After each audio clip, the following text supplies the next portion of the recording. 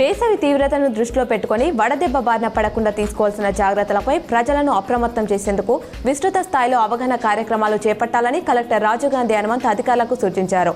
వైద్యారోగ్య శాఖతో పాటు ఇతర శాఖల జిల్లా అధికారులు మండు టెండలతో జిల్లాలో ఎక్కడ కూడా ప్రాణ నష్టం చోటు చేసుకోకుండా ప్రజల్లో అవగాహనను పెంపొందించాలన్నారు.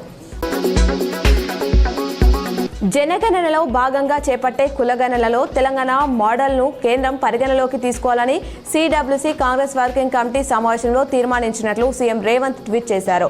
4 గోడల మధ్య 4 ఆలోచనలతో కాకుండా మొత్తం సమాజం, మేధావులు, కుల సంఘాలు, విద్యావేత్తల నుంచి సలహాలతో కులగణన చేశాం. ఇది గొప్ప సామాజిక విప్లవానికి నాంది పలికే ప్రక్రియ విషయంలో దేశానికి రోల్ మోడల్గా నిలిచింది అని ఎక్స్లో రాసుకొచ్చారు.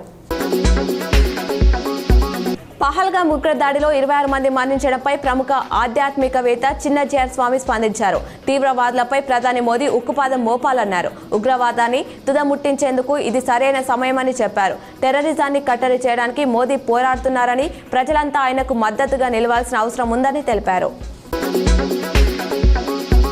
డిగ్రీ కాలేజ్లో ప్రవేశాలకు నేటి నుంచి దోస్తు రిజిస్ట్రేషన్లు మొదలు కానున్నాయి. ఇంటర్ ఉత్తీర్ణులైన విద్యార్థులు తమ ఆల్ టికెట్ నంబర్తో వెబ్సైట్లో దరఖాస్తు చేసుకోవాలని అధికారులు సూచించారు. మొత్తం 908 డిగ్రీ కాలేజీల్లో 3 దశల్లో సీట్లు కేటాయించనున్నారు. ఇంటర్లో మార్కుల ఆధారంగా ప్రవేశాలు ఉంటాయి. జక్రన్పల్లిలో జాతీయ రహదారిపై జరిగిన రోడ్డు ప్రమాదంలో అక్క చెల్లెలు మృతి చెందినట్లు ఎస్ఐ మాలిక్ రహమాన్ తెలిపారు. నిర్మల్ జిల్లా పెంబి మండలం లోతరియా తాండాకు చెందిన బానవత్ అశ్విని 19 సంవత్సరాలు, బానవత్ మంజుల 17 సంవత్సరాలు హైదరాబాద్లో ప్రవేశ పరీక్ష రాసి తిరిగి కారులో వెళ్తుండగా అర్గుల్ శివార్లోని మైత్రి గార్డెన్ వద్ద ప్రమాదవశాత్తు కారు కల్వర్టుకు ఢీకొట్టింది.